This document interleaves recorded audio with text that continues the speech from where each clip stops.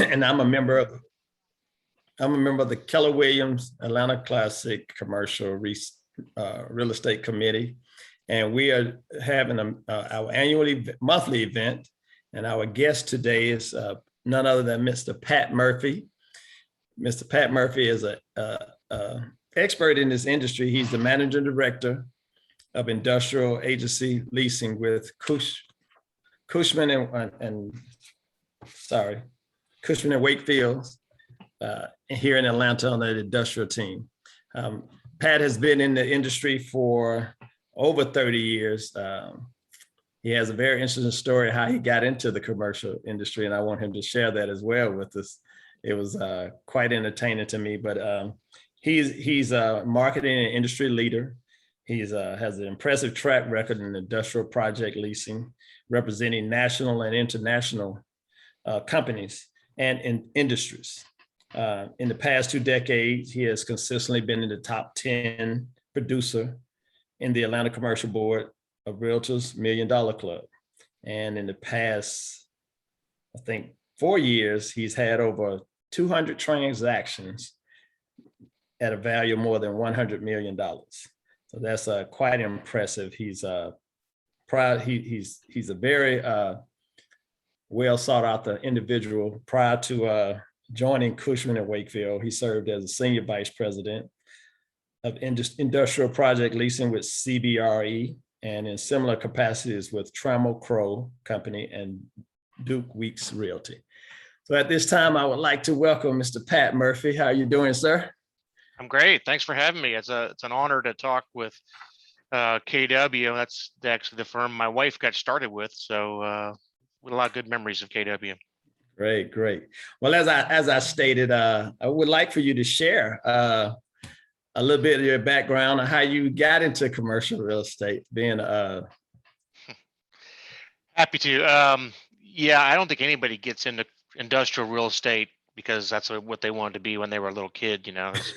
We all want to be baseball players or firemen or something like that. But I actually went to college for journalism and got a journalism degree, got out of school, and I grew up and went to school in the Midwest. And in the early 80s, there was a hiring freeze in the Midwest for most journalism jobs. So I did what anybody else would do. I migrated. Was lucky. My dad was actually moving his company to Atlanta at the time. So I just threw my stuff in the truck and came down to Atlanta and got a job in the newspaper industry down here, working for the Marietta Daily Journal. Ultimately moved over to what was then the Gwinnett Daily News, where I was hired to be the business editor. And the business in Gwinnett was really industrial real estate. So that was my first exposure. Got to know a lot of the people in the industry. I was writing a weekly column on industrial real estate. So learned a little bit about it. And as I tell people, my wife, who was then my girlfriend, saw one of my paychecks and asked me if it was for 1 week. And when I told her it was for 2 weeks, she said, "You're gonna have to find another industry." So that's when I decided I probably needed to change. And the only other thing I really knew about was industrial real estate, because that's what I was covering, and went to some of the folks I knew in the business and said, I'd like to get in the business. And Ray Weeks, who is a legend in the Atlanta industrial history, told me go get a job at the Chamber of Commerce for a couple of years and learn the business, and then he would hire me. And so I did work 3 years for the Gwinnett Chamber of Commerce, mostly doing industrial projects. And sure to his word, he hired me after about 3 years, and that's where I started the career.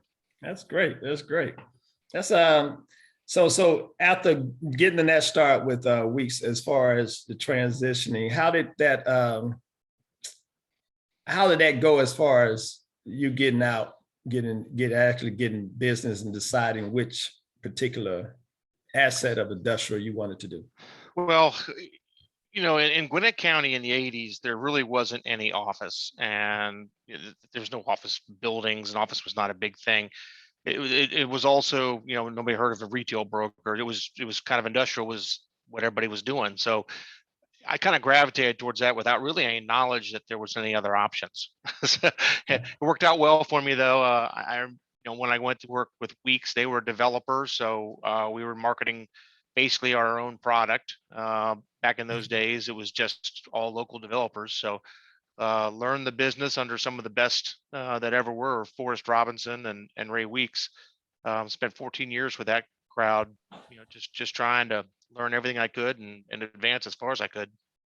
Great, great, great. So what would you attribute to some of the key factors of your success when you got started outside of the connection with Weeks as far as the business goes? Well, I think anybody who is in real estate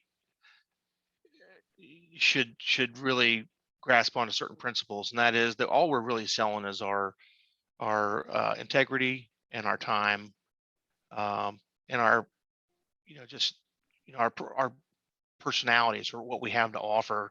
We don't own the real estate. We're not taking the financial risk. It's up to us to kind of find parties that want to work together and put them together. And it's a people business. And if you don't get along with people, you're not going to succeed in it. And if you don't stay true to your word and do what you tell people you're going to do, you're not going to succeed in it. So I think that is something that I've always tried to make a hallmark of my career is, to treat everybody, regardless of whether it's a big deal or a little deal, all the same, give them the best service I can. If I can't help them, push them, in a direction that will help them with somebody else. And if I say I'm going to do something, do it. And, if that's simple, but a lot of people don't do it. Yeah, that's true. And it sounds like that's been a very successful tool that you've acquired and developed over the years. I think so. And I think that, industrial real estate is it's not easy, but it's not hard. Yeah. I used to have a partner who was a partner for 10 years, and a gentleman I still just really am crazy about. He's just a good guy. He used to say the industrial real estate's a great career for a C student. And by that, what he meant was that you don't have to be a genius. You just have to be somebody who's willing to go out every day, work hard with a plan, treat people great, use your circles of influence that you have to try and find deals and put them together. So, if that's not something you have to be magna cum laude to do. As a matter of fact, sometimes it's more helpful if you're not magna cum laude. If you're more the social kind of person, social butterfly, you do better. So right. So since you've been in the industry and you pretty much have solidified yourself on the industrial side, and you've been in it for a minute, I would like to know and just want you to share, what would you say to inspire, what inspired you the most in the beginning when you got started? I think in the beginning, I was really just trying to prove that I was worthy of the tremendous opportunity that Mr. Weeks gave me. I was very cognizant that there was a lot of other people he could have selected.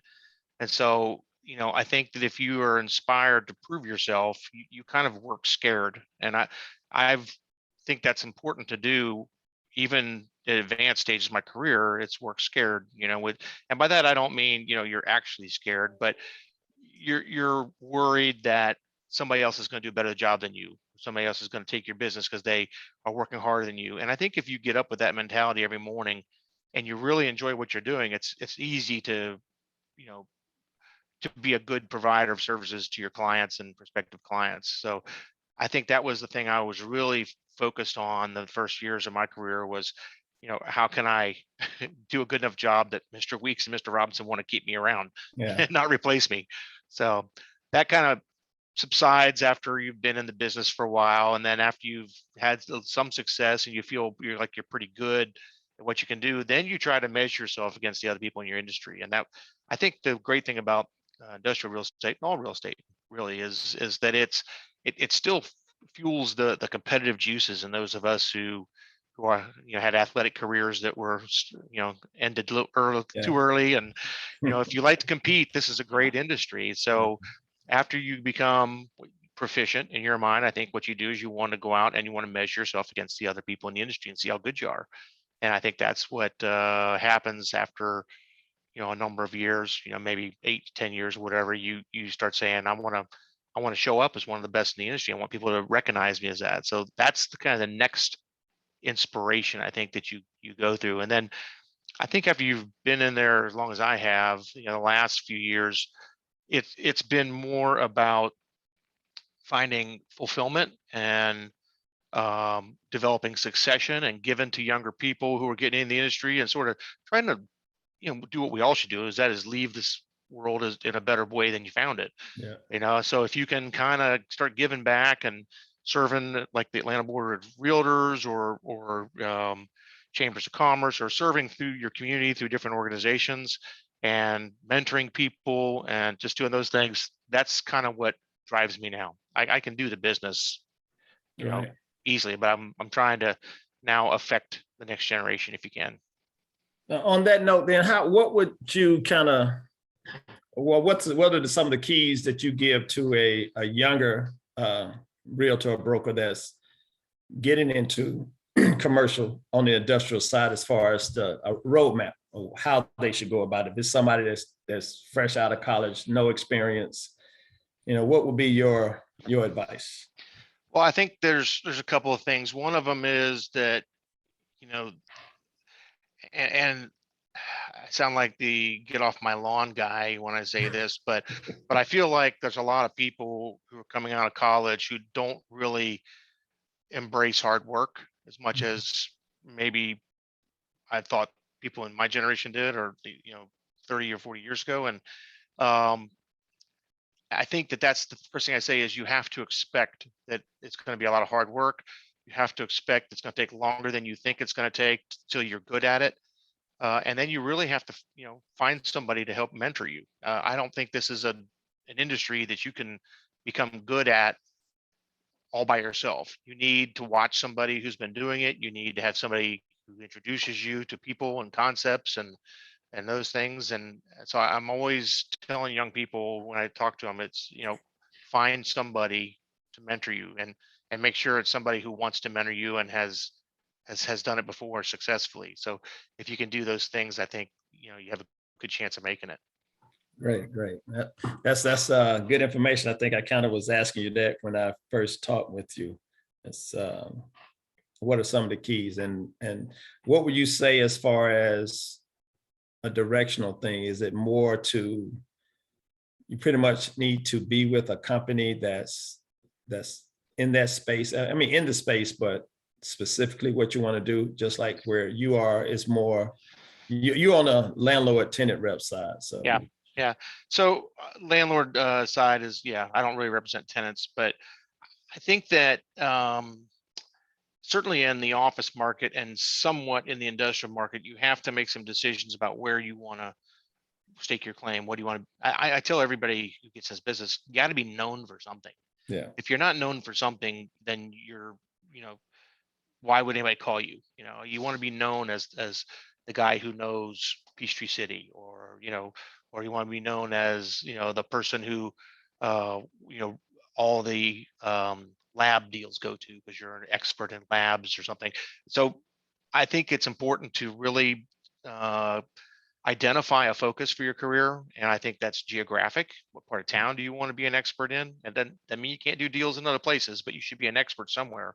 right, And then it also means, what are your, what kind of business are you an expert in? Are you great at helping logistics companies and 3PLs? Are you great at, helping manufacturing companies? You should be known for something in this business. Um, a lot of people get into this business after being in another facet of real estate. Sometimes they come from residential. right, Sometimes they come from, office or retail, and they want to get industrial. And I always tell those people the most important thing you can do is don't straddle the fence. Don't keep working residential deals on the side. You know, make a clean break and put yourself 100% in the moment of becoming good at what you want to be. okay, And that's the only way you can really, in my mind, you can only become an expert by devoting all of your business attention to something. And okay, if you're still playing around with land deals or whatever, I just don't think you're becoming an expert. great. Yeah, I agree. So a little bit of the nuts and bolts. So on, a lot of people want to look at the different spaces. I, for one, I'm looking at industrial. I like industrial because of my background. Family was into manufacturing, so I'm familiar with the spacing and the warehousing. As a broker, what are some of the different ways that you're paid on that side, since it's different, being somebody that's coming from residential where you pretty much know what you're going to get when you start a deal. On the commercial side, it's always kind of different. Well, I don't know if it's always kind of different. It's there's sales and there's leasing, Okay. and 90% of my business is leasing. I do a few sales here and there, but when you're with a big company like a Cushman Wakefield or a CBRE, they have entire platforms devoted to selling buildings. Okay, the capital markets platform is a total different animal, and don't know if we have enough time to go into all that. But so let's just, from a leasing standpoint, I mean, it's been the same in Atlanta for a long time. It's when you do a deal, if you're representing the landlord, you're going to get half as much as the broker that represents the tenant. The Okay. tenant is generally going to get an amount equal to the first month's rent and 4% of all the other rents after the first month's removed. So, Okay. so for a landlord rep, you're getting half of a first month's rent and 2%. So Okay. people say, well, why would you work on the landlord side? You get half as much. It's in the simple answer to that is you have more volume on the landlord Okay. side. Okay. Our little group of 3 people, we generally, well, up until 3 years ago, we were doing 40 to 50 deals a year. We've done 90 deals already this year, and we'll probably do another 30 before the end of the year. So, a good tenant rep broker might do 15 deals a year, maybe. Okay. So they're making, more money per deal, but they may not be doing as many deals. Right. The other thing I was going to say is when you get into industrial, and this is true for office also, is there's lots of options for firms to work for. There are small firms who are mostly boutiques, work on mostly street brokerage, local business. There are mid-sized firms which are, regional in nature, or maybe they're national but just don't have very many markets covered. And then there's the big ones. The big ones are obviously Cushman, CBRE, JLL, Colliers. Those are the truly international companies. Okay. And you really need to focus on what size company you're comfortable in, whether you're comfortable working with tenants or with landlords, Okay. uh, and then try to carve your career out from there. And the difference between tenant work and landlord work is very different. And I tell people all the time that most everybody I meet is smart enough to do both, but they may not enjoy them the same way because they're very different functions. The landlord representation, which is what I've done my entire career, is really about half marketing and half sales. You are responsible for getting the word out about a particular product, and then when you find people are interested, then closing a lease with them. Tenants are different. They're like, if we're the farmers, they're the hunters. They're going out and finding an actual user who has a need, and they're latching onto that user and helping them through various tools and things that they can do, skills they can offer, and until that's done. So what happens is they become more task oriented as opposed to landlord agent, which is more of a grind. There's always something to do when you're marketing. Yeah. You're never finished. Right. So tenant reps tend to go in spurts. They'll have a lot of business and they'll go up, and then it might come down when they find more business, and it goes up, it comes down. Whereas our landlord business is kind of constant all the time. Okay. It's more of a Great. grind. So Yeah. so people, you have to know your personality. Which one are you more interested in doing? Which one do you like to do? And not everybody's Right. the same. Yeah. Absolutely. Great. Well, what would you say some of the biggest changes that you've seen in the industry over the years?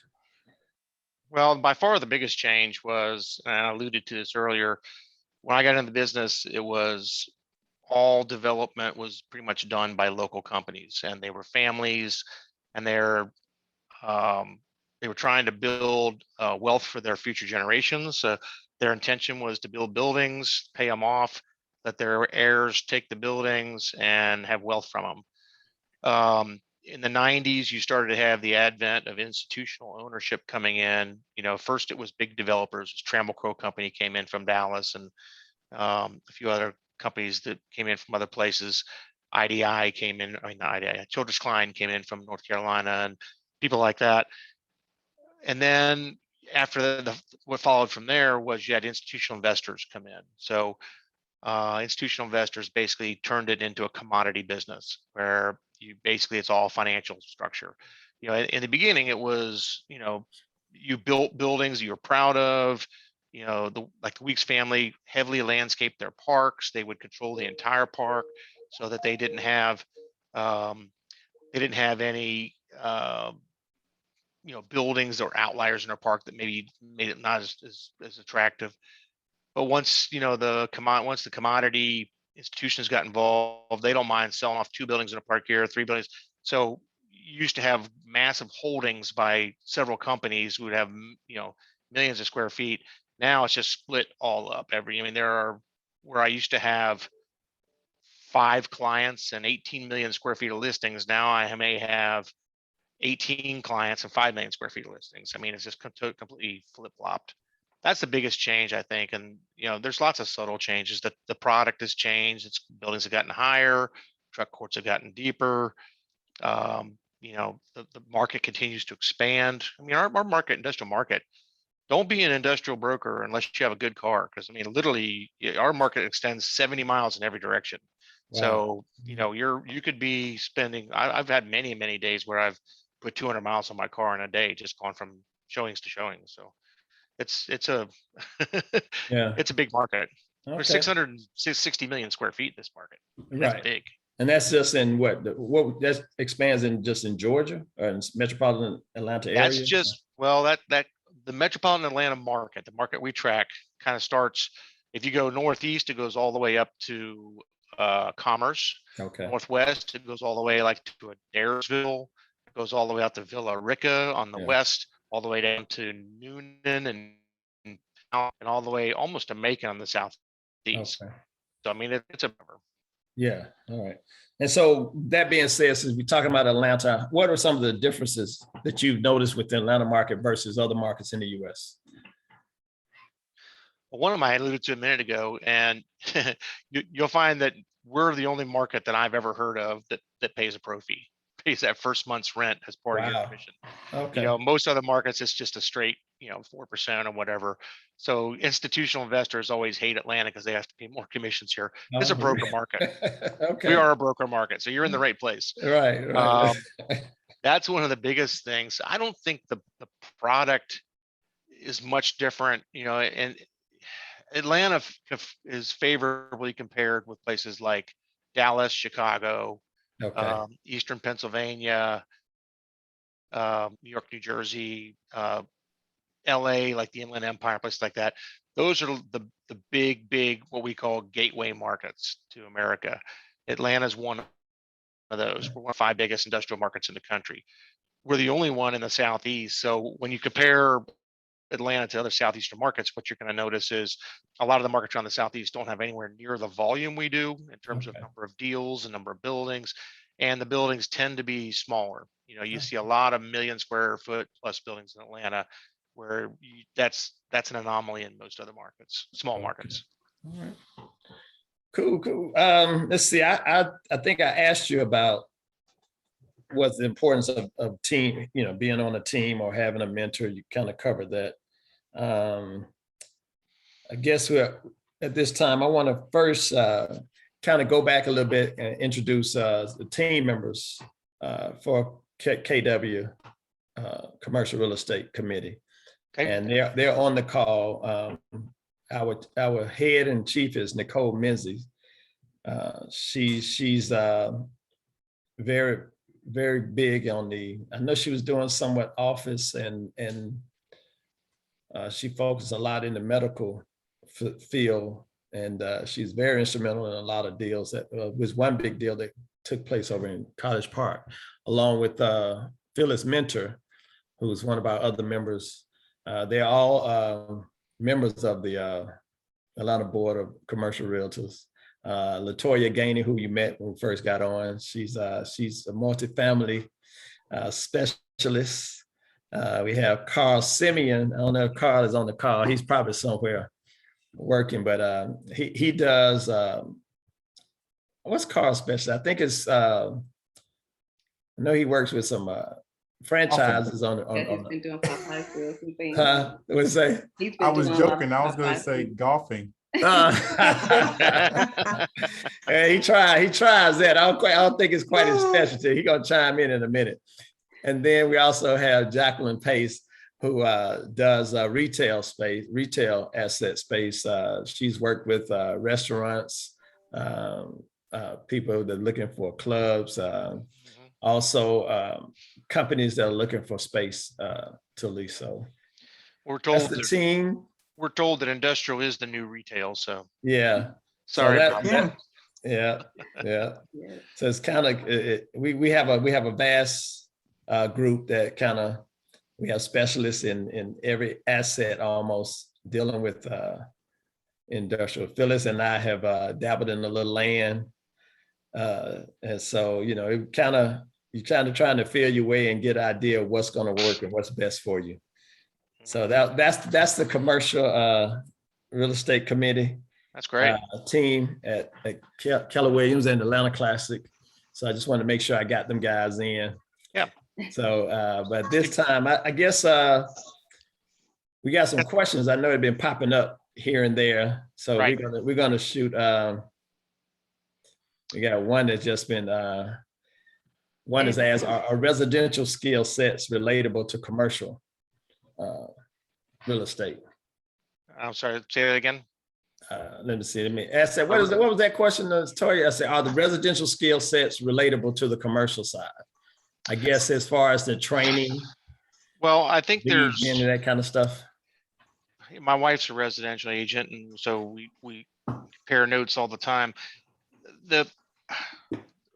I'm heavily involved in the Atlanta Commercial Board of Realtors, and one of our efforts right now is to try and separate the residential license from the commercial license, because they're really so different in so many ways. I mean, right now for continuing education, a lot of people in the commercial have to take residential CE classes because they just don't offer enough commercial classes.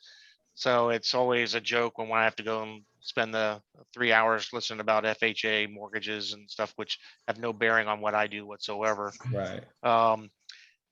As far as skill set, though, the skill sets are still, remember what I said opening up. Your skills are your personality and the path, that how wide is the path you cross, and how many people do you know, and that skill set is still the same for either one. You're successful because you're visible and because people like you and they trust you. So that certainly translates. I think that also there's a certain amount of entrepreneurship, spirit of entrepreneurialism, or whatever it is that you have to have in either business. You can't be waiting for somebody to tell you what to do. You have to kind of make your own strategy and follow your own plan, and that skill set is very important. And I know that one thing that my wife struggles with, that I hammer on her all the time, is developing a plan. Have a business plan.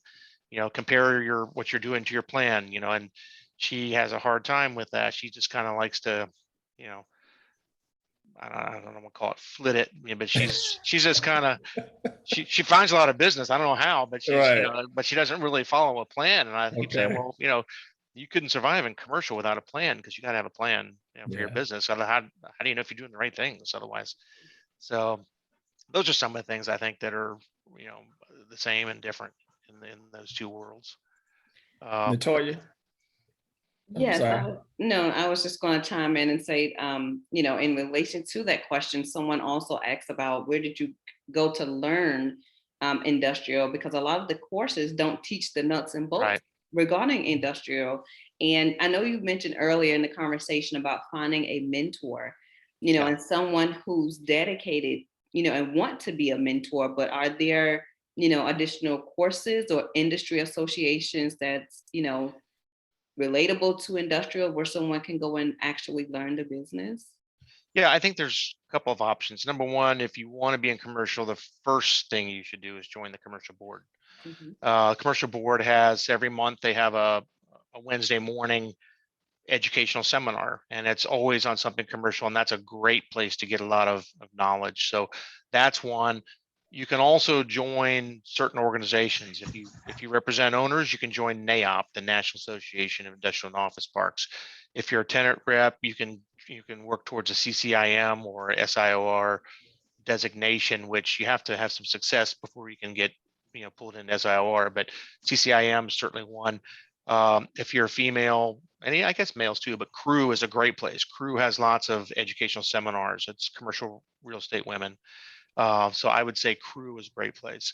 The commercial board also has a mentorship program which you can apply for. And if you're in the mentorship program, you tell them specifically what industry, part of the industry you want to be in. They try to match you up with a mentor in that industry, and you have one-on-one time with that mentor for a year, basically, aside from going to all the programs they provide. So I would definitely, for somebody who wants to transition from residential and industrial, that would be the first step I'd take. Join a commercial board, apply for to be a mentee of somebody who's in the industry.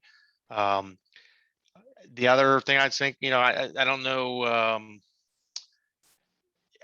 There are some commercial courses, but they're hard to find. Most of the time they're online, they're online courses.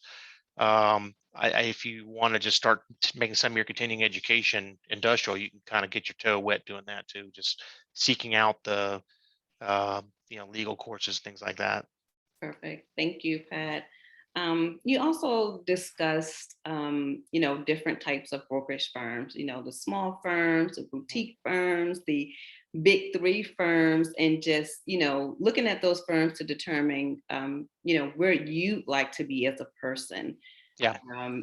So what are some of the benefits or advantages, pros and cons do you see for working for one of the top three commercial firms, the Cushmans, the CBREs, JLLs of the world? Right. That's a great question, because not everybody fits in a big firm. Not everybody fits in a little firm. And I think sometimes it's important to know what the pros and cons are. For a small firm, the pros are pretty simple. You have more flexibility to do any kind of deal you want to do. Typically, you can do a land deal one day, industrial deal next day. They don't really try to force you into a specialty so much as they just want you to go out and make as much money as you can. You also almost always have higher splits. Okay. Big firms, the splits are pretty much going to be 50-50. So smaller firms, they could be, much higher, 70-30, 80-20, whatever, depending on your production, depending on how valuable you are. So splits are really important. So why would anybody go to a big firm? Couple of reasons why I think big firms are successful. One is there's a lot more resources there, research, marketing, those kinds of things, are often provided at the big firms. They've got, Cushman has one of the best research departments around. And if I want to put together a presentation on something, I go to my research department, tell them what I want. 2 days later, they put it on my desk. It's pretty nice.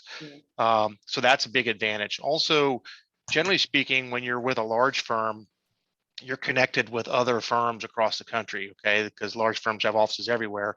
And what that means is that places like Atlanta get inbound business. A company that's located in San Francisco wants to open in Atlanta, and Cushman in San Francisco just calls Cushman in Atlanta and says, hey, I need somebody to help these guys find something. So inbound business is something that draws a lot of brokers to the larger firms, and also outbound business. If you have a local client and they want to be in 15 markets throughout the Southeast, you don't have time to drive to 15 different markets. So you call the guy at Cushman offices there, and they do the deals, and you get a check. So I mean, that's a pretty big, that's a nice benefit.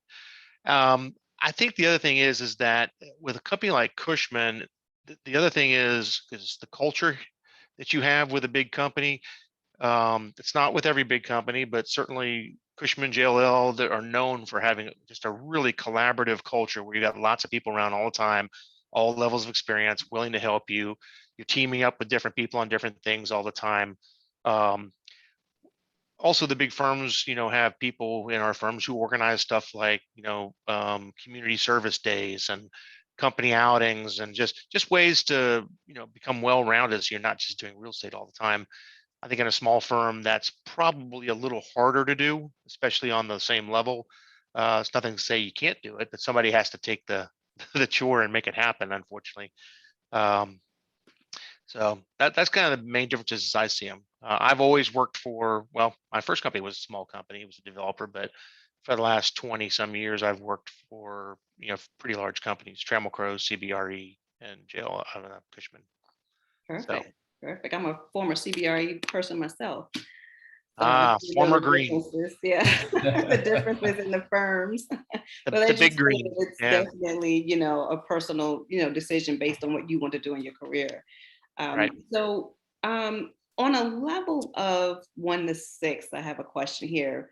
Where do you see industrial real estate as it relates to other specialization areas in commercial, as it relates to office and retail? And, given the fact that, too, industrial has different areas, the cold storage, the light manufacturing, heavy manufacturing, those different areas. So where do you see industrial as it relates to other asset classes in commercial real estate?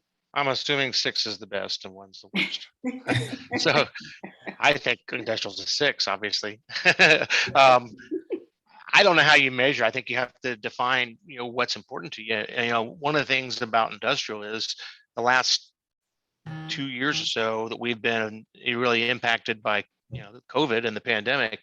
Industrial has been flourishing. I've had my best 2 years ever. Our office guys have been, crying at the bar every night. So they just have just waiting until the world opens up again, and they're not doing much business. So at this point in time, in this unique point in time in history, industrial is flourishing. I think that industrial, the other thing I like about industrial is it's pretty easy to get into. I mean, there are a lot more industrial deals than there are office deals, and that you might think that's counterintuitive, but we have 650 million square feet of industrial space in this metro area.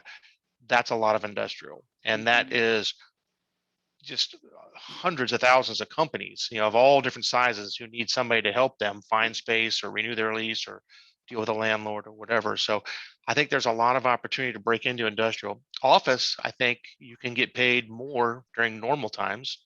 The office brokers are always dressed a lot nicer than we industrial brokers are because they can afford nicer clothes, quite honestly, and they don't ruin their shoes on rack bolts when they walk around a warehouse, which I've done multiple times. So I think that it's just it's a personal preference, really. I mean, some people just view themselves as office brokers and want to work in the office area, and there's nothing wrong with that. And some of us just think that industrial is a lot more interesting. And I'll tell you one thing I tell everybody is there's always office space in an industrial building. So, the office guys just get more of it, but we have office in every one of our deals too. So it's not like we don't know anything about office. But to try to show one of those guys a dock package, ask them what kind of leveler it is and all that, they have no idea they think the dock is just where they bring goods into the office building before it goes up the elevator to the 30th floor. So no, I like to tease our office brethren, but I admire what they do. It's very, very competitive in the office world, and people who do well at it are outstanding practitioners. So awesome. So you mentioned, right, that industrial is very hot right now, right? It's easy to break into, and so where do you see the industrial market going in a post-pandemic environment? Because, right now, the market's hot for industrial, everybody's gravitating, a lot of people are gravitating towards industrial. So in a post-pandemic environment, where do you see the industrial asset class going? So the pandemic didn't make industrial get hot. It just accelerated it. Okay. We were already transitioning, as everybody knows, to sort of an e-commerce world. Every one of us goes online and buys stuff, that's delivered to our houses, right? So that was already happening. The pandemic just accelerated that movement because nobody could go anywhere else. Everybody was always at home. So there was a tremendous rush by industrial companies to be in a position to service people who are buying more stuff at home. Who all remembers when you couldn't buy toilet paper, right? I mean, so that's kind of what the industrial market has to do, is it has to build up inventories and have a logistics plan that they can reach everybody.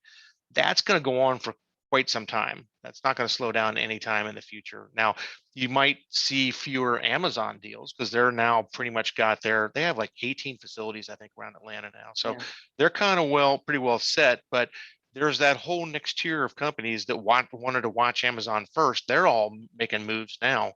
The threats that we have in industrial that could keep us from being this hot in the future are, number one, land. There's not very many great sites left in Atlanta. It's hard to find.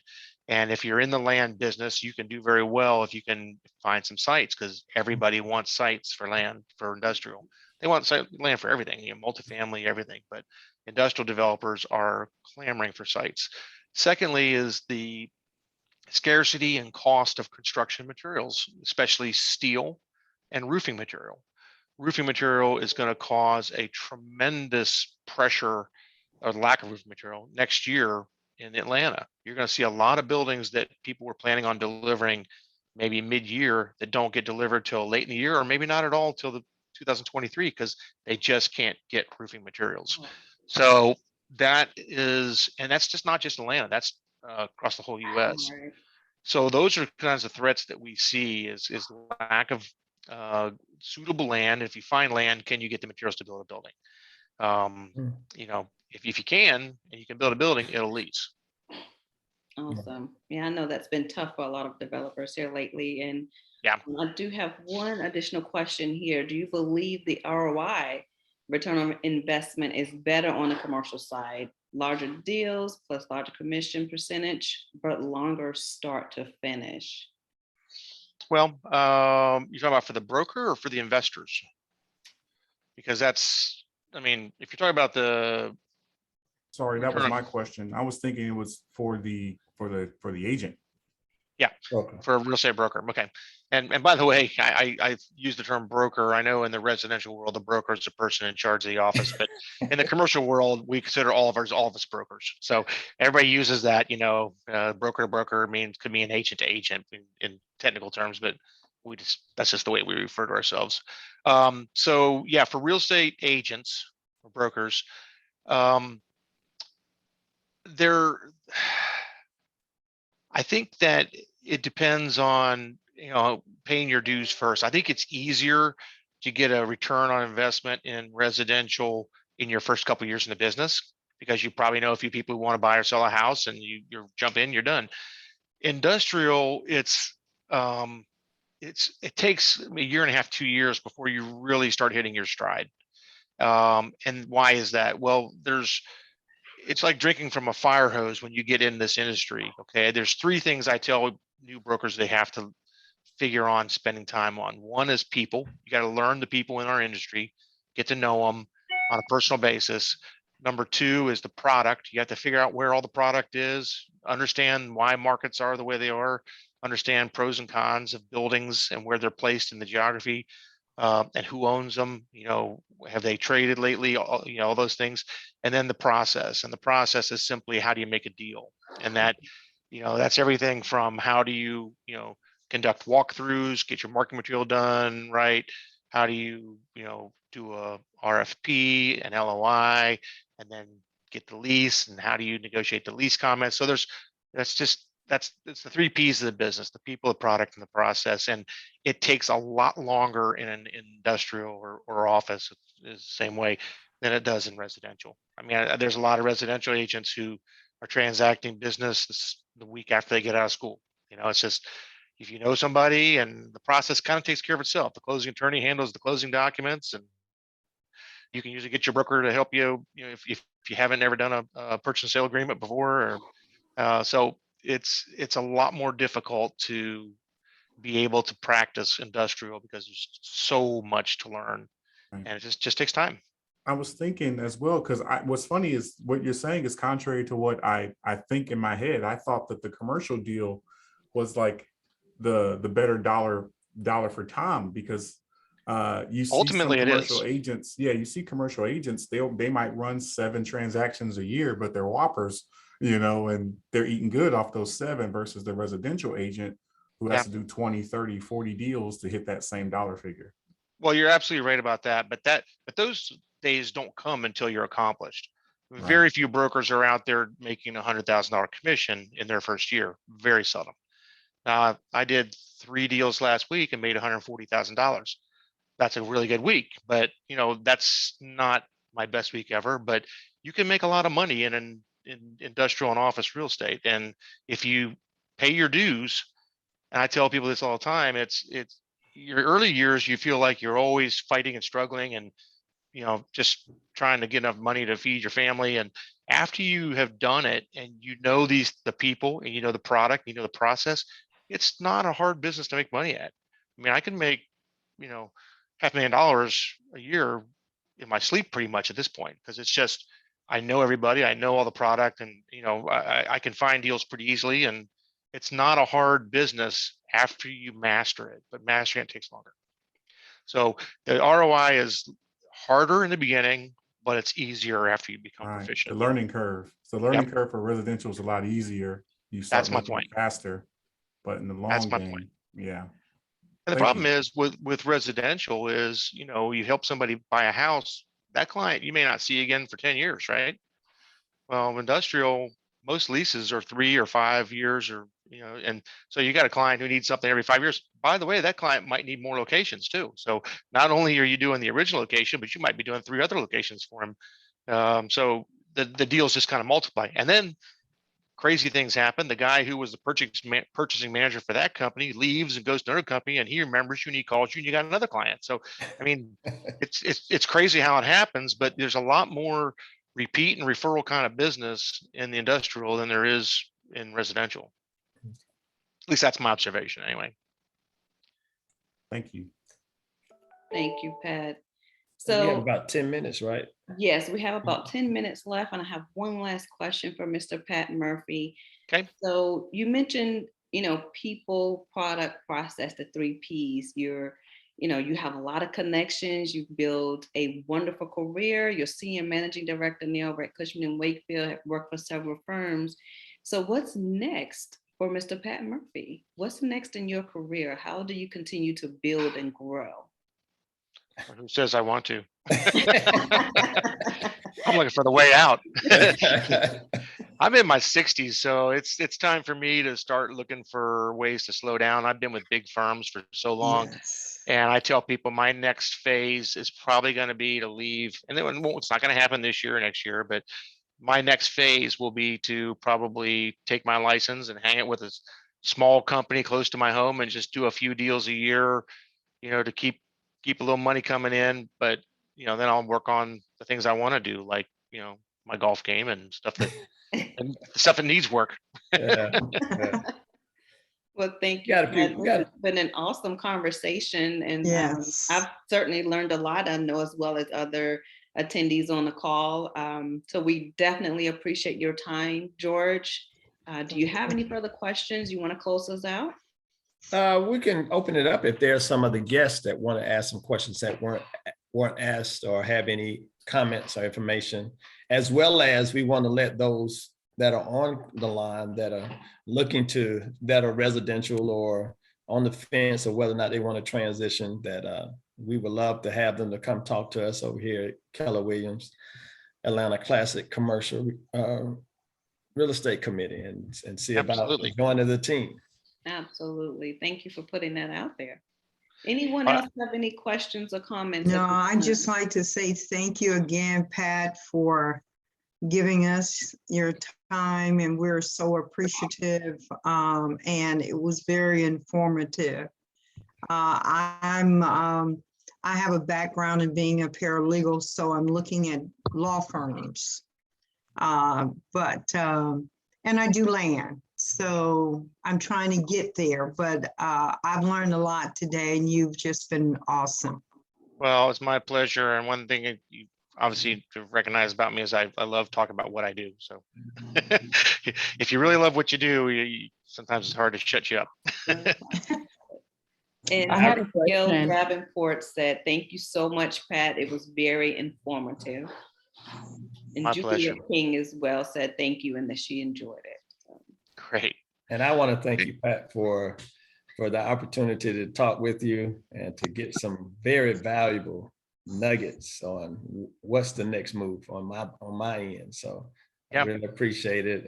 We'll be reaching out to you, since mentoring is something you want to do and giving back. So you're going to be a number I have to call if I got some questions. Happy to. And as I said, that commercial board mentor program, I am signed up to mentor my third person this year in that program, and it's really worthwhile. So I think that it's if yeah, you want to get into commercial, that's a great way to do it. yes, Awesome. If you're not members of commercial board, do it yes. today. Absolutely. Yes, I recommend it as well. By the way, at the commercial board, we have the best commercial board in the United States of America. And that's objectively speaking. People from all over this country come and try to model with what we're doing at their boards where they live. So take advantage of that. That's really helpful Yeah. for you. I love the board. I'm on the diversity committee, and I attend a lot of things, and we all do, that's on this call. Yep. A lot of classes that they offer. So yeah. Great. Thanks Glad to hear it. again. All My right. pleasure. Thank you. All right. Okay. Thank you, Pat. All Appreciate right, you. well, Thanks, everybody. thank you, everyone, so much. Pat, thank you so much again welcome. for gracing us with your presence and giving us such good information. Thank you so much. Feel free to call on me if you want to talk one-on-one. I love to talk to people all the time. So Perfect. I'm open. Thank you, Pat. All right. And thank you Take for care. all of our attendees as well. You all have an awesome day. All right. Bye-bye. Thank you. Stay Thank you. safe.